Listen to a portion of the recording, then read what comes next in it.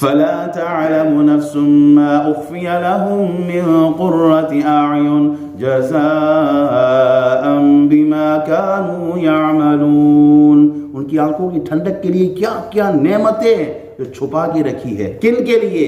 جو ایمان والے ہیں، اسلام والے ہیں، کلمہ والے ہیں، جو کلمہ پڑھتے ہیں حضور کا. أَفَمَنْ كَانَ مُؤْمِنًا كَمَنْ كَانَ فَاسِقًا. Are they equal? The believers and non-believers?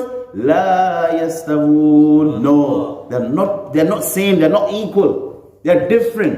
And their destinations will be different. Believers will go to Jannah. And non-believers?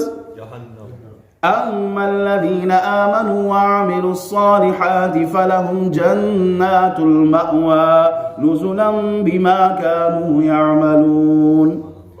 جو ایمان والے اچھے اعمال کرنے والے ہیں ان کی تو مہمانی ہوگی. کہاں؟ جنت میں. جَزَاءً بِمَا كَانُوا يَعْمَلُونَ. جو اچھے اعمال کرتے ہیں، جن کے ڈیڈز اچھے ہوں، اعمال اچھے ہوں، ان کے لیے تو صلہ یہی ہے.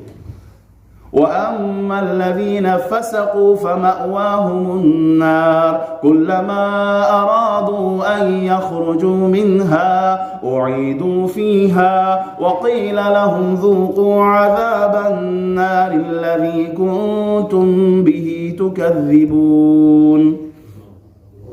اور جو اللہ کی وحدانیت پر، رسول اللہ کی رسالت پر، روز آخرت پر ایمان نہیں لاتے، ان کے لیے جہنم ہے. وہ کہیں گے کیا؟ اخرجوا منہا، وہ نکلنا چاہیں گے. اعیدوا فیہا، واپس دھکیلا جائے گا، پھیرا جائے گا ان کو جہنم کی طرف. وقیل لہم، اور ان سے کہا جائے گا ذوقوا عذاب النار الذی کنتم بہ تکذبون، چکھو اس کا عذاب جس کو تم جھٹلایا کرتے تھے. آج اگر کسی کو کہا جائے کہ جناب جنت بھی ہے جہنم بھی، اور وہ کہے وہ مولویاں نہیں گلن، جناب مولویاں نہیں گلن. اللہ ہمیں اسلام پر استقامت عطا فرمائے. ایمان قبول کرنے کے بعد، اسلام قبول کرنے کے بعد کوشش یہ ہونی چاہیے کہ اعمال ہمارے درست ہوں.